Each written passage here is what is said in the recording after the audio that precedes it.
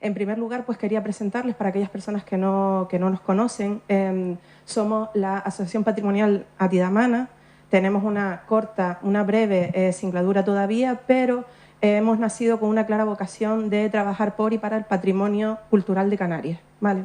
Entonces, en principio, dentro de la asociación tenemos varias líneas de trabajo, pero ahora mismo, simplemente por una cuestión ya de tiempo y para darles protagonismo a quien lo merece, pues solo decirles que estamos trabajando también en el ámbito de las charlas y conferencias. Ya hemos llevado a cabo algunas y con él pues empezamos el ciclo en 2023.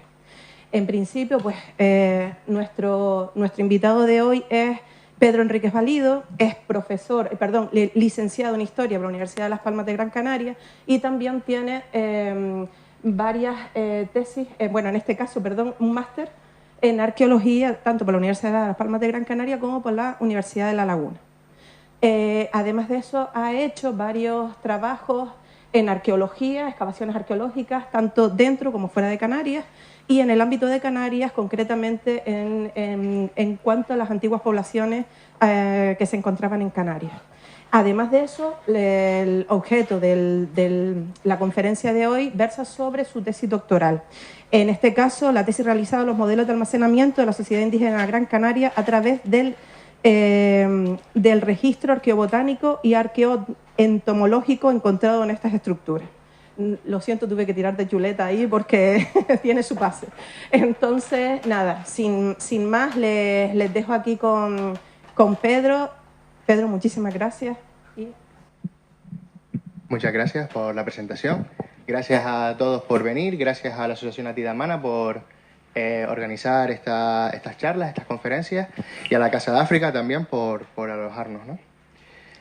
Bueno, pues como les ha dicho la compañera, yo voy a hablarles sobre mi tesis doctoral. Es básicamente lo que yo expuse el día de la presentación, hace ya 2 meses, pero modificado y adaptado pues, por muchas cosas que se me quedaron fuera pues, por cuestiones de tiempo. Ahora he dejado fuera muchas cosas, pues son cuestiones muy técnicas que no vienen al caso. Y bueno, pues un poco presentarles los resultados de nuestro trabajo. Antes que nada, pues bueno, con este título, como decía la compañera, ya casi arqueoentomología, ¿no? Si lo dices del tirón, te dan casi el doctorado. Bueno, pues, ¿qué es esto de la carpología y qué es esto de la arqueoentomología?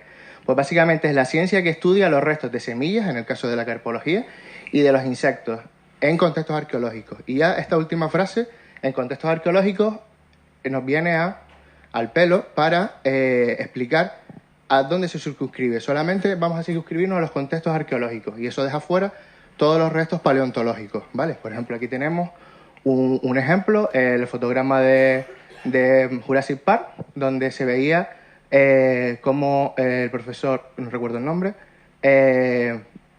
estudiaba o sacaba ADN a partir de un insecto conservado en ámbar, ¿vale?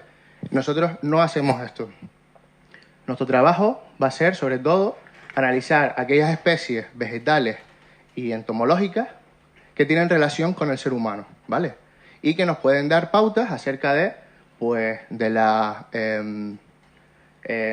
los modos de vida, la dieta, los insectos que convivían, por ejemplo, ¿no? Aquí tenemos una imagen de, por ejemplo, una ilustración medieval de chinches domésticos, ¿no?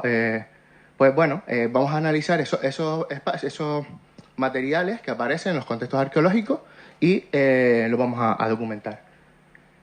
Y bueno, otra parte que trabajaba en esta tesis doctoral era almacenar. Y quería empezar, esta era una diapositiva que en su momento eliminé por cuestiones de tiempo y que me gustaría volver a ella, que es que almacenar no es una cuestión únicamente humana, ¿vale? Aquí tenemos, por ejemplo, los pájaros carpinteros belloteros que almacenan sus recursos para momentos en los que no tienen esa disponibilidad, o las hormigas, que también es interesante porque incluso construyen determinadas partes del hormiguero, están destinadas a almacenar, ¿vale? Construir sus propios graneros. El caso de las ardillas, que Es buenísimo porque muchas veces se olvidan de dónde las dejan y son las causantes de la reforestación de parte de los bosques. Y bueno, las abejas, que además de almacenar el polen, elaboran miel con ese polen y pues también lo almacenan, ¿vale? Pero también el almacenamiento es una de las principales inquietudes del ser humano. ¿Por qué? Porque le permite anticiparse ante situaciones de escasez, como por ejemplo las variaciones climáticas o determinados escenarios de conflicto, donde pues, va a faltar alimento, vamos a saber que falta alimento, vamos a acumular un montón de alimento para esos periodos de escasez. Las primeras evidencias proceden de Oriente Próximo y son de al menos 11.000 años, ¿vale? Y desde ese momento, en el periodo preneolítico todavía, surgen unos cambios a nivel cognitivo, sociológico, filosóficos y religiosos en el ser humano que van a llevar pues precisamente a esa neolitización, ¿vale? Pues aquí tenemos una reconstrucción de una de las estructuras de almacenamiento en Jordania, en el cimiento de Dra, que son de las primeras, son de antes incluso del proceso de neolitización. Y aquí tenemos una tablilla cuneiforme, que es precisamente uno de los primeros documentos escritos que existen y que no es otra cosa que un documento de contabilidad, ¿vale? El surgimiento de la escritura pues también tiene que ver con esa gestión de los recursos y ese almacenamiento. Y si es una de las principales inquietudes del ser humano, pues también lo van a ser de la población indígena de Gran Canaria, ¿vale? Las estructuras de almacenamiento dentro del contexto arqueológico gran canario se pueden diferenciar dos tipos. Los graneros domésticos, un ejemplo, el granero de la estructura 53 en Cueva Pintada, por ejemplo, y luego, más famosos y más visitados, son los graneros fuera de poblado, por ejemplo, el Cenobio de Valerón. Estos graneros pues tienen dos vertientes. Por una parte, ocultan la producción aparte de la sociedad, basan su defensa en eso, y por otro también nos estaría hablando de que los vínculos sociales entre estas poblaciones no son del todo amistosos, ¿vale? Ya vamos a ir entrando en materia y vamos a ver por qué.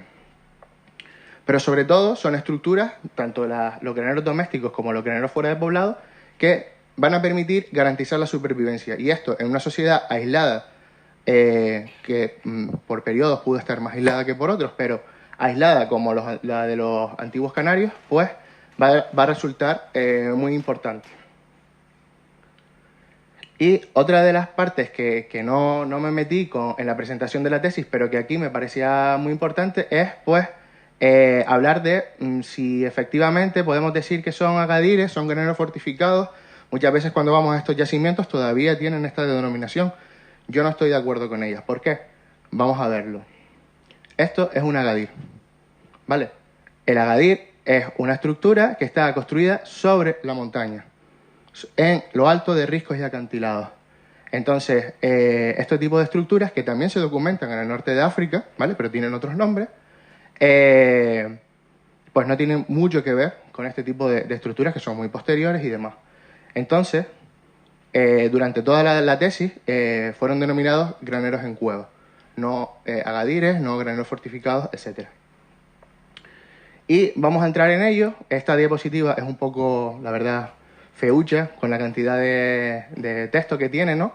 Pero bueno, lo interesante de esto es que Robert Montagne y Jean Gatfossé, a principios del siglo XX, visitando la zona del norte de África, documentan una serie de estructuras destinadas al almacenamiento y las clasifican en 7 tipos. Del tipo 1 al tipo 3 serán graneros en cuevas, y del tipo 4 al tipo 7 ya serán estructuras sobre los acantilados, sobre las montañas, ¿vale? Básicamente, rápido, el tipo 1 son cuevas aisladas en un risco y directamente, que pueden o no tener articulación entre sí. Tipo 2 serían las cuevas en acantilados, que están dispuestas en torno a una planta, a una cámara, en torno a las que se abren los distintos silos. Y tipo 3 serían los acantilados, los graneros que están cuando se superponen varias plantas en un mismo granero, ¿vale? A partir de tipo 4, como les digo, son estructuras sobre las montañas. El primero sería estructura circular de piedra seca sobre acantilados. El tipo 5 ya son los agadires o igrem, que son fortificaciones construidas en los altos de los acantilados, que utilizan estructuras de madera para acceder a los distintos silos, ¿vale? Y luego están el tigrem, que son estructuras cuadrangulares, también construidas de piedra o barro, y que normalmente se encuentran en el centro de aldeas y pueblos seminómadas. Por último, el tipo 7 serían los akrar, que son edificios construidos sobre la cima también, y están formados por pequeñas casas de paja aisladas del suelo. Es más parecido a los hórreos gallegos, ¿vale? Bueno, en cuanto a la tipología de yacimiento que vamos a ver en Gran Canaria, pues son estructuras excavadas en la pared de los riscos, no sobre ellos.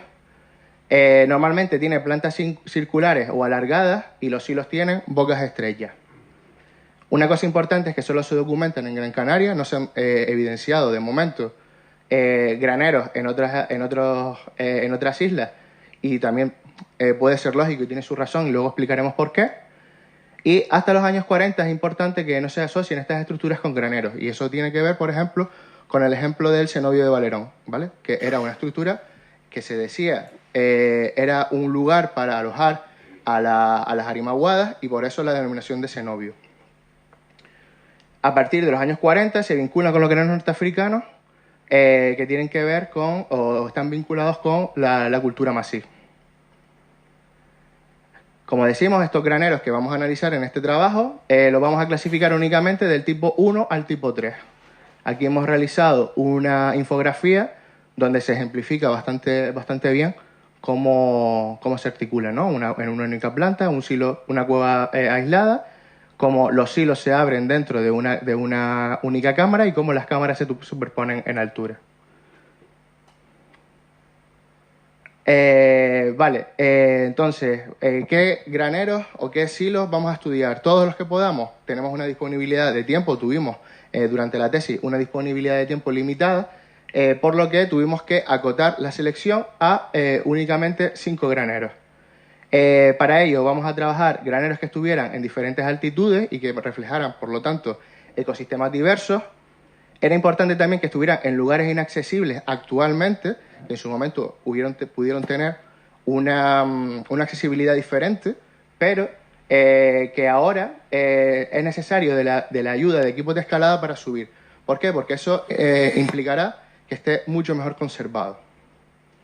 También es importante que sean yacimientos que no hayan sufrido rehabilitaciones. Por ejemplo, el cenobio Valerón es el ejemplo más claro, y es la explicación de por qué el mayor granero de la isla no está dentro de la tesis. Y luego que tuvieran silos reconocibles y que el proceso de sedimentación fuera lento y natural. Hay graneros que están muy bien conservados, pero que han sufrido desplomes, y por lo tanto hace falta una excavación arqueológica para poder acceder. En espacios como los que vamos a nombrar, que tuvimos que acceder con equipos de escalada, pues es muy costoso y muy dificultoso realizar una excavación convencional en estos espacios. Por lo tanto, los graneros seleccionados van a ser el Álamo y Cruz de la Esquina en Acusa, Covas Muchas en Guayadeque, Risco Pintado en Temisa y La Fortaleza en Santa Lucía de Tirajana. Esos fueron los graneros que analizamos. Vale, entonces, hasta que empezamos con esta tesis doctoral, ¿qué es lo que se sabía?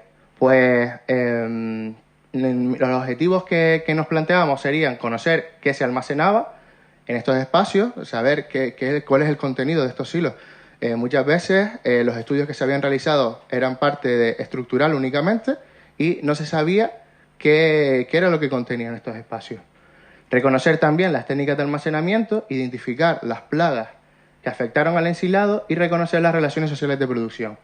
Y en cuanto al estado de la cuestión, el otro día hablando con el compañero Aitor, que estábamos hablando sobre las fuentes, pues volví otra vez a acudir a Gómez Escudero, porque ejemplifica bastante bien qué es lo que se sabe hasta que empezamos con esta tesis doctoral sobre los graneros, ¿no? Entonces, dice Gómez Escudero, ayudábanse unos a otros en sus sementeras. Las tierras eran concejiles que eran suyas mientras duraba el fruto, cada año se repartía. Tenían pocitos donde encerraban la cebada y cosas de comer, y era de los frutos como diezmos que daban en aquel depósito para los años faltos y hacer repartimientos de limosna. tenían silos en los riscos y se conservaba el grano por muchos años sin dañarse, lo cual ahora no puede conseguirse sin que se pique de gorgojo.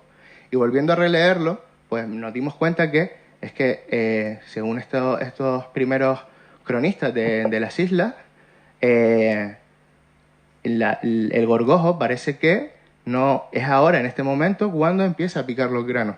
Y lo que descubrimos es que no, que ya hay plagas que afectan al almacenamiento en época prehispánica. Entonces, en cuanto al estado de la cuestión, las fuentes narrativas, ¿qué información nos dan? Pues sabemos que los antiguos canarios consumían cereales, sobre todo trigo y cebada. Las fuentes también establecen el consumo de legumbres, aunque únicamente referencian el haba, y los higos también son importantes. En cuanto a la recolección de especies vegetales, tenemos que recolectan mocán, piñones de pino canario, y las támbaras o dátiles de la palmera canaria. Y también, como vimos en Gómez Escuderos, que tenían un trabajo comunal, las herramientas eran de madera y hueso para su cultivo. Son los datos que nos pueden ofrecer las fuentes narrativas. Las fuentes arqueológicas, pues ya tenemos un poco más de información. Disponemos de molinos de manos, plantones y otras herramientas que sabemos, pues nos permiten saber qué tipo de agricultura podían establecer. No es una agricultura demasiado extensiva por los tipos de herramientas que tienen. Los marcadores óseos de dieta establecen que para Gran Canaria la dieta es mucho más agrícola y depende más de los recursos vegetales que frente al resto de islas. Y además los trabajos arqueobotánicos que comenzaron con la tesis doctoral de Jacob Morales, que creo que ya tuvieron una charla sobre esto con él en el marco de este ciclo, pues los trabajos arqueobotánicos también establecen que la agricultura era mucho más importante en Gran Canaria frente al resto de islas.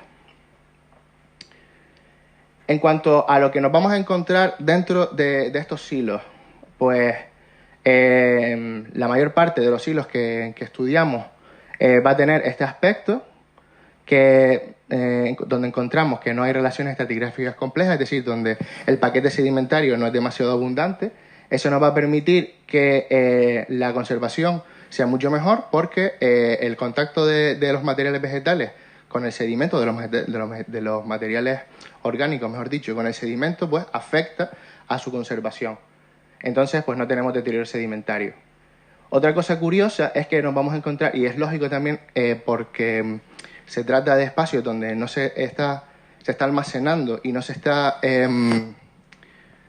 procesando los alimentos, es que las semillas que nos vamos a encontrar, las semillas y los insectos que nos vamos a encontrar se van a conservar por desecación. Eso va a permitir además una alta densidad de materia orgánica frente a, por ejemplo, lo que se documentó en su momento con la tesis de Jacob en los contextos domésticos, donde la conservación era por carbonización. Eso hace que el número de tanto de especies como de materiales pues sea mucho peor, mucho más baja. Hay presencia de materiales vegetales blandos que no se conservan tampoco en la carbonización porque se queman, y una mayor diversidad de especies, sobre todo silvestres, porque contextos domésticos donde, como les digo, se produce la conservación es por carbonización, se está llevando material hasta allí, mientras que aquí, bueno, pues pero todavía procede de material, mucho de ellos procede del campo. Y ahora quería hacer un inciso para explicar dos definiciones que nos van a ayudar a entender por qué clasificamos las especies que documentamos como lo hicimos. El primero de ellos es la domesticación, que puede ser entendido como el conjunto de seres vivos que el ser humano ha adaptado para su beneficio. Por ejemplo, los cereales, el ganado vacuno, por ejemplo, o por ejemplo los perros. No tiene por qué sacarle un rendimiento puramente económico, no, para su consumo, también puede ser pues para muchas otras labores. Y la otra definición es la de sinantropía, que es el conjunto de seres vivos que han evolucionado hasta depender del ser humano para su dispersión. Y esto es un proceso de domesticación, pero no es... ¿cómo explicarlo? No es... lo ha desarrollado la especie para su mejor supervivencia, pero el ser humano no los adaptó. No hay una conciencia sobre este hecho. Entonces, ¿cómo clasificamos estos restos? Pues a partir de Las plantas las clasificamos a partir de la ruta de acceso al registro arqueológico, es decir, las plantas introducidas intencionalmente serán las plantas cultivadas, es decir, aquellas especies que fueron domesticadas por el ser humano en el pasado y que hoy en día se puede sacar un rendimiento económico de ellas. Y las recolectadas, para las que tuvimos que acudir a las fuentes etnográficas para saber si había un uso o no de esas plantas. Y luego el resto de plantas que interpretamos que no fueron introducidas intencionalmente. Con respecto a los insectos, vamos a ver la relación que tiene con estas plantas introducidas intencionalmente. Entonces estudiaremos las plagas del almacenamiento, es decir, aquellos insectos sinantrópicos, es decir, los que han evolucionado hasta convivir con el ser humano y cuya dispersión ya solo depende de él, y los insectos que no se consideran plagas. ¿Qué fue lo que hicimos? Pues, como les digo, son lugares de difícil acceso donde no podemos estar mucho tiempo y que las condiciones de trabajo son muy peligrosas. Entonces tuvimos que adoptar una estrategia de muestreo en la que recuperamos 1 litro de sedimento en el interior de cada una de las cavidades. Para ello empleamos métodos mecánicos sin discriminar ningún material. Fue introducido dentro de estos vasos de precipitado que nos permiten medir el volumen. Y luego pues fue debidamente identificado y lo llevamos al laboratorio para estudiar. En total se analizaron 145 muestras de 1 litro de sedimento. En el interior de aquellas cavidades, que eran muy grandes, eran espacios donde se podía recoger más de una muestra para que fuera significativa, pues fueron recogidas. Entonces no hay 145 silos muestreados, sino que hay muchos menos, ¿vale? ¿Qué hicimos con ese sedimento? Pues lo llevamos al laboratorio y lo que hicimos fue introducirlo en esta columna de tamices que lo que tiene son diferentes luces, la luz de 10 milímetros hasta 0,5. Ante la gran cantidad de materiales vegetales y entomológicos que tenían, adoptamos una estrategia de submuestreo en el cual la luz o el tamiz de 1 milímetro lo dividimos en cuartos con ayuda de una tamizadora, una tamizadora, que lo que hace es dividir en partes exactamente iguales el sedimento. Entonces, dividimos la muestra de 1 milímetro en cuartos y la de 0,5 milímetros en octavos.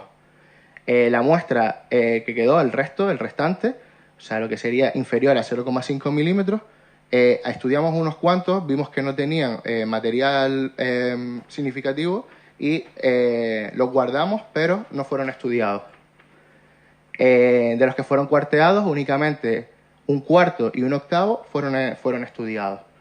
Posteriormente, estos tamices de 2 a 0,5 se estudiaron bajo una lupa binocular, donde fueron separados manualmente todos los restos y dando como resultado un total de 194.000 ítems carpológicos y 80.000 restos entomológicos identificados. O sea, hay muchos más, pero de los que pudimos identificar, el número de especies identificadas tienen que ver con estos restos. ¿Qué tenemos entonces? Los resultados. Pues dentro de los cereales vamos a encontrar restos de cebada. Aquí tenemos cebada, la gluma de la cebada, el raquis de la cebada, es decir, el eje en el que se articulan las semillas, la espiga, y también documentamos algunos restos que están carbonizados, que luego iremos a ellos. En cuanto al trigo, también documentamos tanto granos enteros como las cariópsides de fuera y las cáscaras, y luego también los raquis. Las legumbres vamos a documentar las habas, que ya decían las crónicas, pero también vamos a documentar lentejas, que por otra parte ya Jacob Morales en su tesis las había documentado en los contextos domésticos. Y en cuanto a los frutales, vamos a documentar higos. La mayor parte son los endocarpos, las semillas. Todos los que nos hemos comido un higo hemos visto la cantidad enorme de semillas que tiene cada fruto. Pero también es importante resaltar que se documentaron frutos enteros, desecados, y los ostiolos. Y la proporción de cada uno de ellos, pues, bueno, vemos que las semillas de higo son el 77% del total de semillas que fueron identificadas. También es importante la cebada, un 18%, y en menor medida el trigo, un 3%, y las lentejas y las habas, un 1% cada una. De hecho, el haba es menos de un 1%, pero la gráfica no permite poner números tan pequeños. En cuanto a las plantas recolectadas, vamos a documentar mocán, las támbaras o dátiles. Aquí tenemos las semillas del mocán, las támbaras tenemos los raquis, ejes en los que se articulan los frutos, y los pírganos o los ejes de las hojas. Luego también vamos a documentar los piñones del pino canariensis. En este caso vamos a encontrar restos de la semilla y también las brácteas de las piñas, que luego nos van a dar mucha información acerca de cómo se están almacenando estos productos.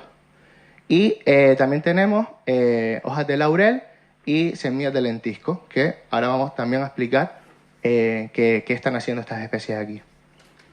La proporción de cada una de ellas, pues tenemos que... Bueno, las hojas de laurel fueron un elemento incontable porque al fragmentarse no podemos identificar cuántas unidades hay.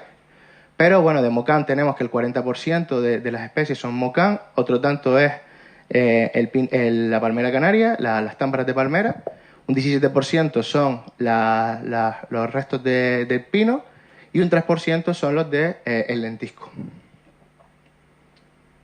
Y posteriormente, las plagas del almacenamiento, vamos a diferenciar entre plagas primarias, que son aquellas que afectan directamente a las semillas cuando están enteras, es decir, especies que son carpófagas, y de ellas tenemos el gorgojo del grano, Cytophilus granarius, y los brúquidos. En este caso identificamos una especie, dos especies, Brucus lentis o Brucus signaticornis, sin poder distinguir cuál de las dos es. En cuanto a las plagas secundarias, son aquellas que afectan a las semillas cuando están procesadas o afectadas por las primarias. Tenemos los gorgojos dentados, Oryzaephilus surinamensis, el escarabajo araña y el gorgojo de la harina, que son Pitynidus, Mesione americanum y Stegobium panicium, y la carcoma gigante o Tenebroides mauritanicus. Estas son las especies que se documentan en todos los siglos, en todos los graneros, perdón. Luego hay otras especies que fueron documentadas en en otro granero, pero los que se documentan en la totalidad de los graneros fueron estas 4. Y por último tenemos las plagas terciarias, que son las que acuden al granero para consumir otras plagas, bien de insectos o bien otros seres vivos. Por ejemplo, los derméstidos consumen carne y la cantidad que solo consumen material cárnico, la cantidad de especies que había, nos llevaba a pensar que no estaban allí por consumir carne almacenada, sino por consumir pues, otras especies que estuvieran introduciéndose, por ejemplo, palomas o lagartos que se estaban introduciendo dentro de las cuevas, habían caído, habían fallecido allí y pues este insecto se los estaba comiendo, ¿vale? Y los torictus, que son también otra especie de derméstidos, pero que están especializados en consumir hormigas. Entonces, acuden al granero para consumir otras plagas, no directamente el grano. La proporción de cada una de ellas, pues tenemos que más de la mitad de los recursos identificados fueron gorgojos del grano, Cytophilus granarius. Gran parte también fueron los silvánidos, Oryzaephilus surinamensis, y los Pitynidus, tanto Stegobium panicium como Mesione americanum.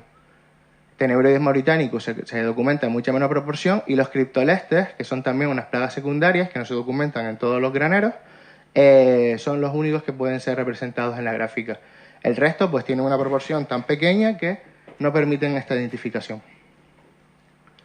Entonces, ya entrando en materia, de qué fue lo que hicimos con este material, ¿vale? Lo identificamos y de qué nos sirve tener una lista de especies identificadas. Muy bonita, pero vamos a sacarle partido, ¿no? Bueno, pues tenemos que, en cuanto a los productos almacenados por la población indígena, podemos ver cómo se trata la conservación de estos graneros a partir del número de restos que podemos identificar en ellos. Sacamos una media a partir de cantidad de restos dividido entre el litro de sedimento que habíamos analizado en cada granero, y vemos que los graneros que sobrepasan la media, que es la línea amarilla, podemos decir que son los que estaban mejor conservados. La fortaleza de Visu ya nos parecía que era el granero mejor conservado, y Cruz de la Esquina eran los dos graneros que mejor conservación tenían. Y nos sorprendimos cuando vimos Cuevas Muchas también aquí. ¿Cuál era el problema? Que Cuevas Muchas, si se fijan en lo que está en gris, son las medias de higos, los higos son muy resistentes y se conservan bastante bien dentro del sedimento. Entonces, la mayor parte de los restos que se identificaron en Cuevas Muchas fueron semillas de higos, pero del resto apenas se pueden identificar. Con respecto a los cereales, vemos que la cebada tiene mucha mayor importancia que el trigo. Por yacimientos, vemos que en la Fortaleza y en Cruz de la Esquina y en el Álamo son los que tienen una mayor proporción de cebada frente al trigo. Y sin embargo, en los graneros donde apenas se documenta, Cuevas Muchas y Risco Pintado, que peor conservación tenía, el trigo apenas aparece.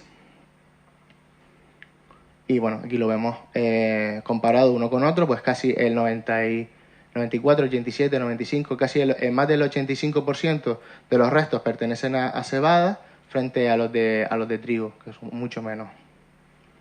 En las legumbres encontramos una cosa muy importante, muy interesante, y es que las lentejas siempre eran superiores a las habas.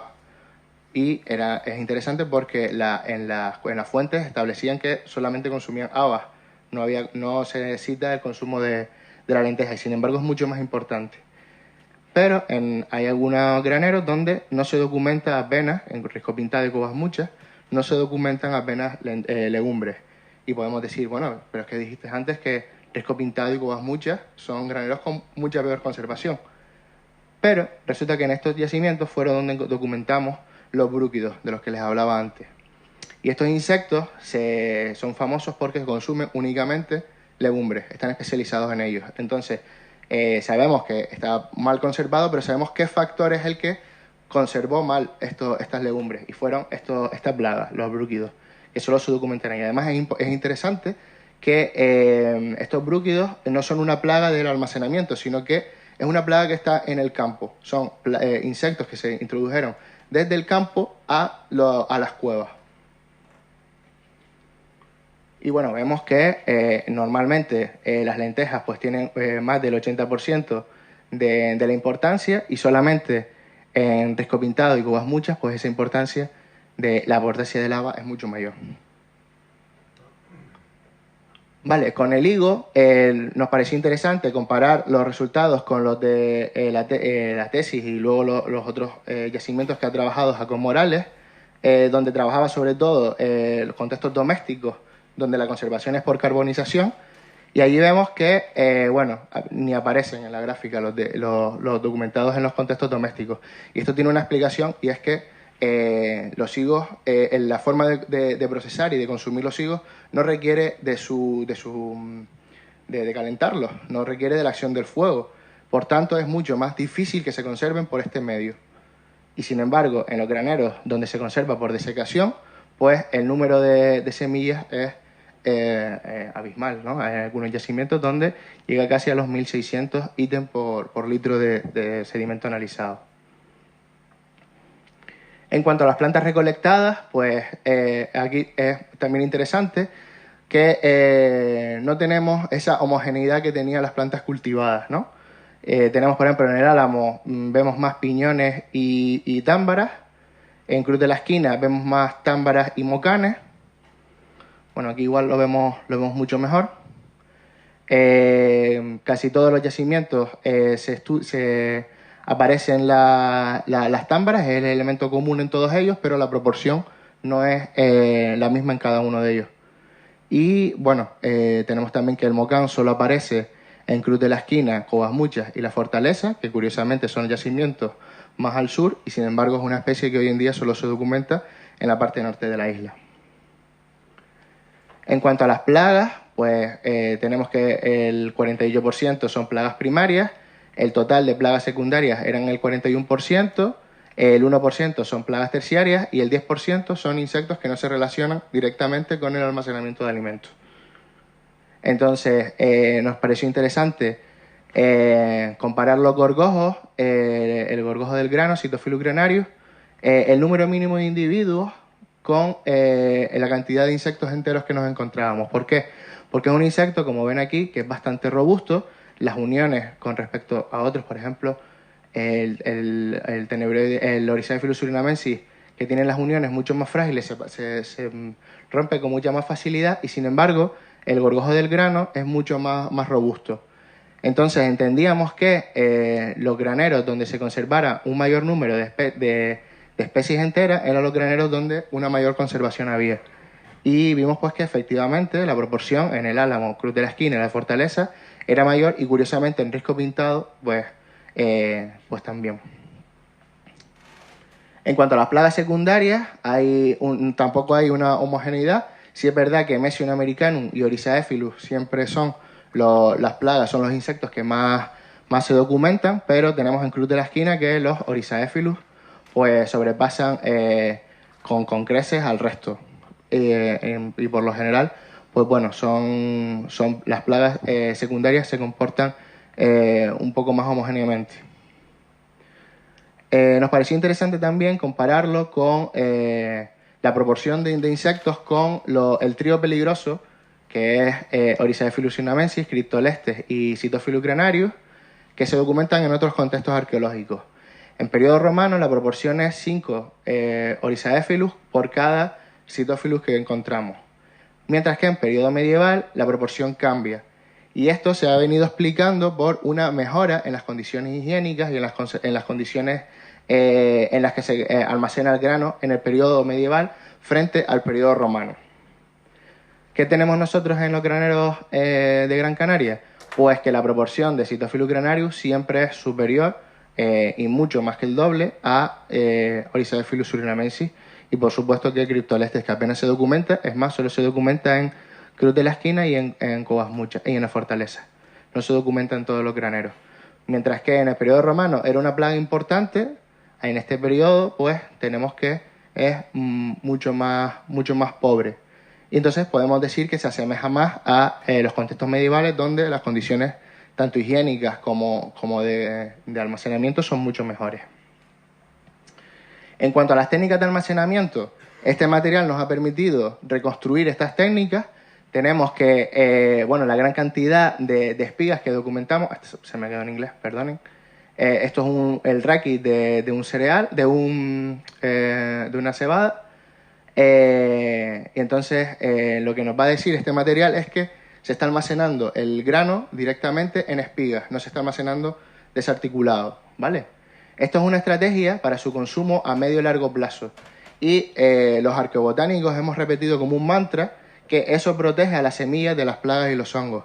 Sin embargo, uno de los miembros del tribunal de mi tesis está haciendo, y eso me lo dijo luego en Petit Comité, no lo dijo el día de la presentación, menos mal, me estaba diciendo que habían estado haciendo experimentación y que no tenían del todo claro que esto esté sucediendo. Es decir, que puede ser una estrategia para un consumo a medio y largo plazo, pero que en realidad la envoltura vegetal, la envoltura natural de estos materiales, lo que está haciendo es que la humedad se mantenga entre los granos y, por tanto, proliferen más las plagas y los hongos.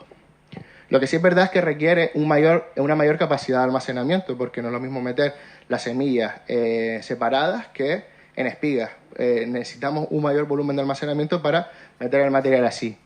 Y, sin embargo, también tenemos una gran cantidad de cereales dañados y de insectos que hemos documentado, con lo cual, pues, si es una estrategia para que esto no pase, pues a esta gente no le estaba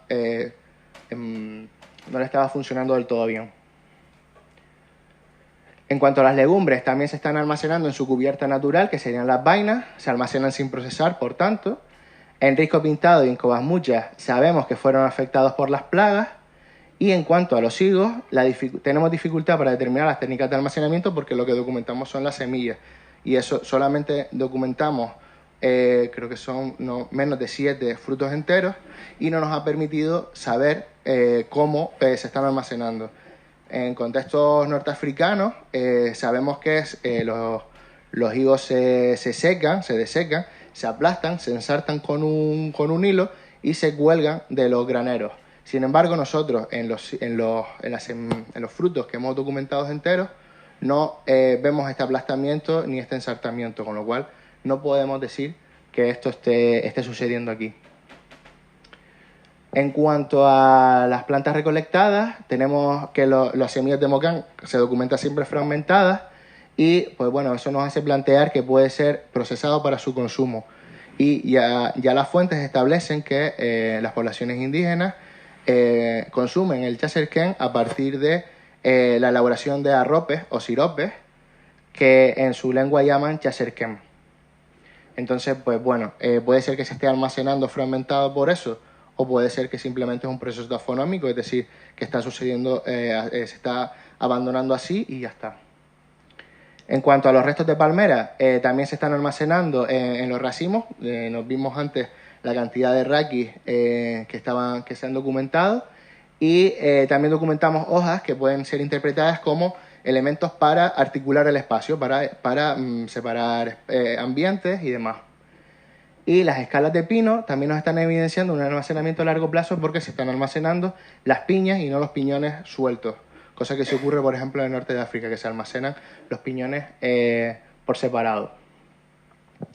En cuanto a las plagas, la información que nos están dando, pues que la gran cantidad de plagas primarias, los citofilogranarios sobre todo, tenemos un consumo directo de los granos que provocan un gran daño, es decir, la mayor cantidad, la mayor parte de los elementos de cereales estaban afectados por estas plagas. Las plagas secundarias, además, nos van a dar una información relevante en cuanto al periodo de almacenamiento, porque para su desarrollo se requiere de la proliferación de la plaga primaria y luego de su propia proliferación, por lo cual es importante, podemos calcular que para que se desarrollen estas especies se necesita más de un año, con lo cual supera el ciclo agrícola, que es para lo que se supone que se está almacenando para la siguiente cosecha. Y sin embargo, están habiendo especies que se están almacenando por un periodo de más de un año. Y la información que nos dan, además, las plagas secundarias junto a las terciarias son unas condiciones sanitarias de los productos almacenados que no son las óptimas para que el material se conserve. Aun con esto, el material llegó hasta nuestros días, así que chapó. En cuanto a el laurel y el lentisco, que les dije antes, pues tenemos referencias etnográficas de su uso como insecticida. Del laurel y de las semillas del lentisco, además, las documentamos fragmentadas, que los estudios establecen que es para extraer su aceite esencial, que es lo que le da el poder insecticida. Sin embargo, la pequeña cantidad de semillas de lentisco que documentamos pues hace cojear un poco esta hipótesis, pero puede haber sido también introducido por algún ave y demás, pero lo interesante es que el laurel sí se documenta en todos los graneros, en la mayoría de los silos, con lo cual pues hay un uso generalizado de eso, que no tenemos en el lentisco. Y bueno, con todos estos datos, todos estos materiales pudieron ser en su mayoría fechados y datados por radiocarbono y nos han permitido secuenciar el proceso que les establecía antes con las tipologías de los graneros, ¿no? Entonces tenemos de nuevo los tipos que no vamos a entrar en ellos, pero pudimos clasificar el granero de la Fortaleza, por ejemplo, solamente el grupo 2, que este granero se abría no en dos plantas, sino en dos en la misma altura, pero en dos cámaras diferentes. Pues el grupo 2 son silos en fosas que ocurren entre el siglo VI y el siglo XIII después de Cristo. En cuanto a los tipos 3, tenemos la Fortaleza, el otro grupo, el grupo 1 y Cruz de la Esquina, y los tenemos entre el siglo VIII, esto se me pasó aquí, un 8, hasta el XIV en el caso de la Fortaleza y hasta el XV en el caso de Cruz de la Esquina.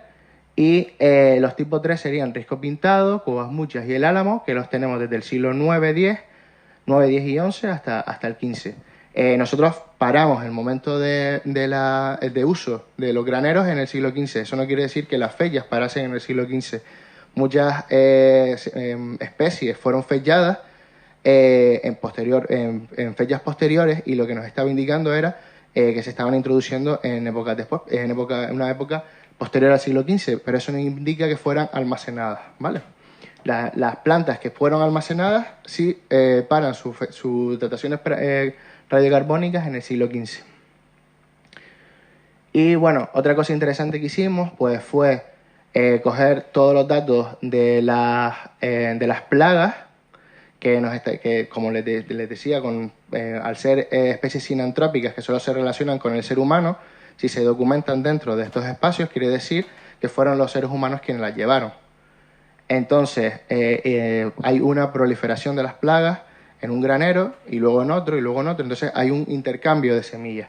¿Cómo se estaba produciendo este intercambio? Para eso hicimos un análisis de componentes múltiples que lo que analiza es diferentes variables dentro de una misma ecuación. Lo que hicimos aquí fue analizar la cantidad de insectos en cada una de las especies en los distintos graneros y nos da que podemos hacer 3 grupos, Risco Pintado y el Álamo, y Cruz de la Esquina y la Fortaleza. Y Covamulla siempre se queda fuera, que lo que pudo ser interpretado por las condiciones, las malas condiciones de preservación que tenían. Vemos que es curioso que lo que esperaba cuando hice este análisis es que los graneros que estaban más cerca de sí se acercaran y, sin embargo, las conexiones que se hicieron fueron entre los graneros más alejados entre sí. La Fortaleza y Cruz de la Esquina y Risco Pintado y el Álamo. Para ver hasta qué punto estos datos podían ser fiables, lo que hicimos fue eliminar la variable cantidad y pusimos las dataciones de cada una de las plagas. Únicamente lo pudimos hacer con el Cytophilus granarius y el Oryzaephilus surinamensis porque fueron las que permitieron una cantidad mínima en todos los graneros para ser fechadas, ¿vale? Se requiere una cantidad bastante baja para la datación por radiocarbono, pero aún así para los insectos, al estar huecos, pues el peso muchas veces no es el que se requiere para las dataciones, con lo cual únicamente dos especies pudieron ser fechadas en todos los graneros. Y vemos también, de nuevo, esta correlación. La Fortaleza, Cruz de la Esquina y Risco Pintado y el Álamo. Covamuchas de nuevo fuera. Y esto fue interpretado como que estos graneros que vimos antes que estaban relacionados entre sí, no tienen una relación con respecto al espacio, como vemos, pero sí con el tiempo. Es decir, que hay una conexión entre los graneros a lo largo del tiempo. Los graneros están en funcionamiento, que los graneros que están en funcionamiento a un mismo tiempo son los graneros que están conectados entre sí y que se están intercambiando especies.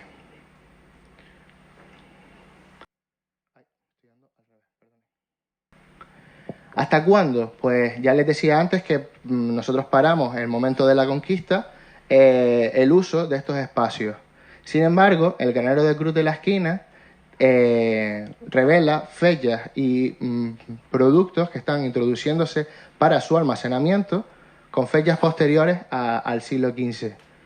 En este caso documentamos restos de millo y de la calabaza de agua, las lagenarias, que están siendo, por la cantidad y por su distribución, podemos decir que estaban almacenándose, con lo cual es un granero que sigue en uso con posterioridad al siglo XVI.